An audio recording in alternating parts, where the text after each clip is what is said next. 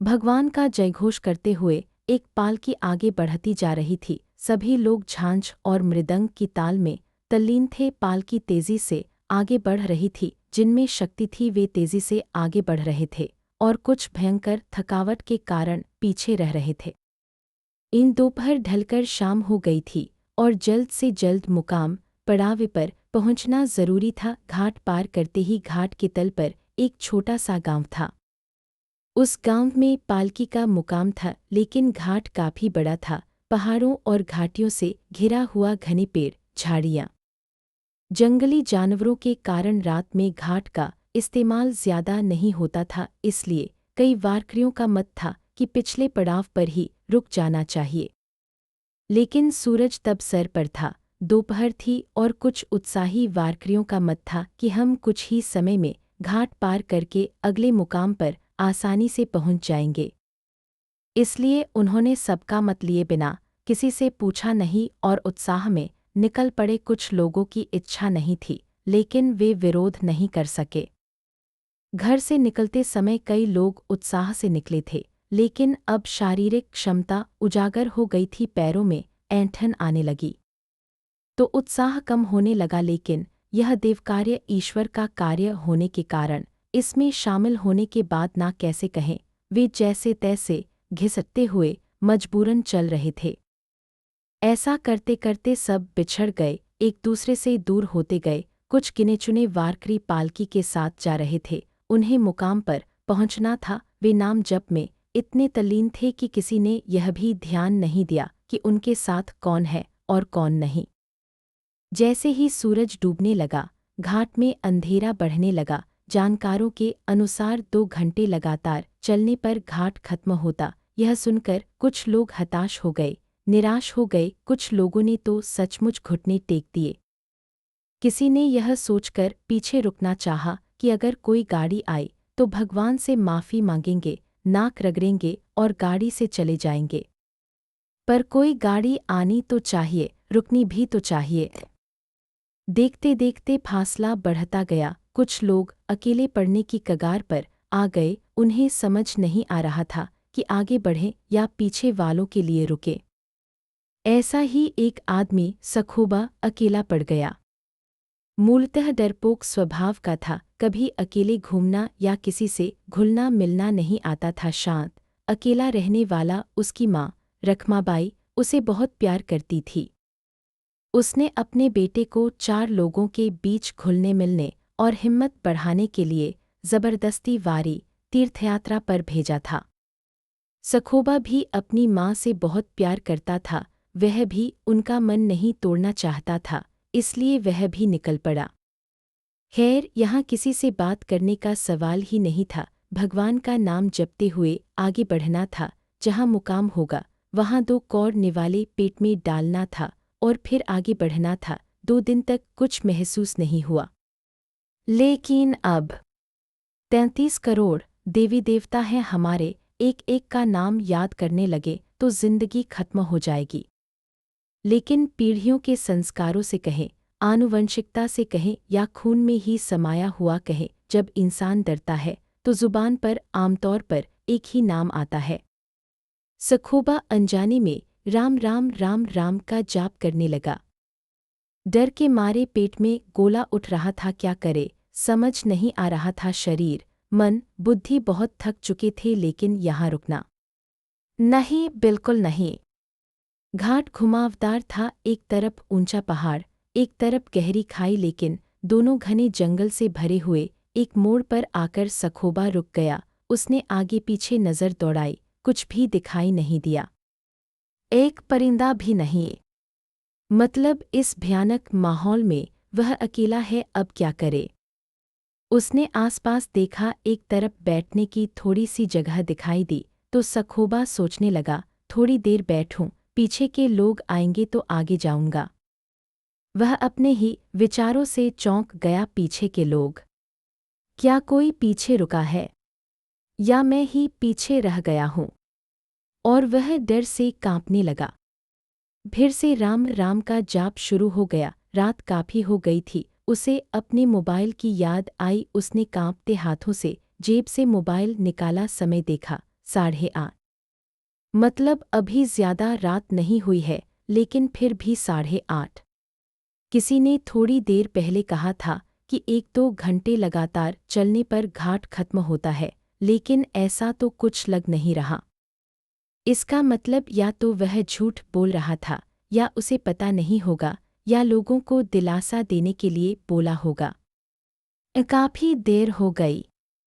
इतने समय में एक भी गाड़ी नहीं आई। वह पेड़ के पास खड़ा हो गया, कभी टहनी पकड़कर दोनों तरफ झुककर देखता कि कोई गाड़ी आ रही है क्या। तभी बस जैसे कोई चीज़ आती हुई दिखाई दी, इसे खुशी हुई। सखोबा वैसे ही सुध-बुध खोकर नाम स्मरण करने लगा और टहनी पकड़कर झूमने लगा। बस करीब आने लगी तो वह हाथ के इशारे करने लगा। उसके अजीबोगरीब इशारे देखकर बस में बैठी एक महिला जोर से चिल्लाई और उसकी ओर हाथ के इशारे करके उंगली दिखाते हुए भूत भूत कहकर चिल्लाने लगी। ड्राइवर ने जोर से ब्रेक मारा, तभी बाकी यात्रियों ने विरोध किया, रुकना नहीं चाहिए। इस घाट में अमानवीय शक्तियों का वास है, यह आज प्रत्यक्ष अनुभव किया। चलो बस आगे बढ़ाओ। ड्राइवर मजबूर हो गया और उसे गुस्सा भी आया। अगर इस मूर्ख को आना था तो बाईं तरफ खड़ा होता, हाथ देता, गाड़ी रुक जाती, लेकिन नहीं, अब मर साले ऐसे ही। और बस भर्रर करके निकल गई। सखोबा बस के पीछे दौड़ने लगा। किसी ने उसे देखा, बस में हंगामा मच गया। इधर सखोबा हाँफ कर रुक गया और बस आगे जाकर रुक गई, लेकिन सखोबा को यह समझ नहीं आया। वह फिर से उस पेड़ की तरफ गया, वहीं रुककर दूसरी गाड़ी का इंतजार करने लगा। इधर बस में बैठे कुछ बहादुर लोग नीचे उतर आए। 2-3 लोग उतरे थे, चारों तरफ उसे खोजने लगे, लेकिन वह दिखे तो कसम। पर एक आदमी को वह नजर आ ही गया और वह उल्टे पैर बस की तरफ भागा। क्या हुआ यह दोनों को समझ नहीं आया, लेकिन बस छूट गई तो घाट में पैदल चलना पड़ेगा, इसलिए वे भी भागने लगे। इन तीनों को भागते देखकर बस में बैठे लोगों को कुछ अलग लगा। उनकी हरकतों से ड्राइवर परेशान हो गया। उसने बस चालू कर दी। बस की आवाज़ सुनकर वे तीनों जान लगाकर भागे और हाँफते हुए बस में चढ़ गए। कंडक्टर ने धड़ाम से दरवाज़ा बंद किया और घंटी बजाई। तब यात्री उनसे पूछने लगे। 2 लोगों के पास बताने के लिए कुछ नहीं था, लेकिन जो भागा था उससे सब पूछने लगे, क्या हुआ, क्या हुआ? तब उसे अपना महत्व बढ़ा हुआ महसूस हुआ और उसने जो देखा था उसे मिर्च मसाला लगाकर खूब बढ़ा चढ़ाकर बताने लगा। उसने जो वर्णन किया वह इस प्रकार था। अरे क्या बताऊं आपको, हमें लगा बेचारा घाट में अकेला रह गया होगा, इसलिए बस रोकी। हमने सोचा यह आएगा, पर नहीं, उसकी हद उस पेड़ के पास ही थी। थोड़ा दौड़ते दौड़ते आया और हद खत्म होते ही गायब हो गया। हमने ढूंढा पर दिखा नहीं और अचानक मेरा ध्यान गया तो वह उस टहनी से उल्टा लटका हुआ था और हंस रहा था, मुझे इशारा कर रहा था। लेकिन मुझे ऐसे कई अनुभव हुए हैं, इसलिए मैं उसकी परवाह न करते हुए बस की ओर भागा, क्योंकि उसकी हद से निकलना ज़रूरी था। एक ने पूछ ही लिया, अरे दिखने में कैसा था? प्रश्न इतना अजीब था कि इसे बोलते नहीं बन रहा था।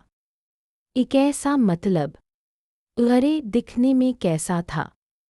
उन तीनों ने जो भी देखा था, समझा था, उन्होंने बताना शुरू कर दिया। तभी इसने घंटी बजाई। अरे वह हमारा सखोबा है, हमारे साथ वारी पर आया था, पहली बार आया था, गलती से बिछड़ गया और फासला बढ़ता गया।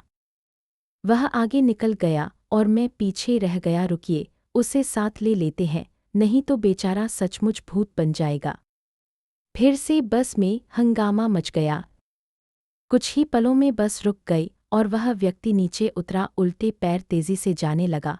उसके उतरते ही बस में बैठे यात्री ड्राइवर को दोष देने लगे, चिल्लाने लगे कि निकलो यहाँ से, एक आदमी के लिए इतने लोगों की जान को खतरे में नहीं डाल सकते।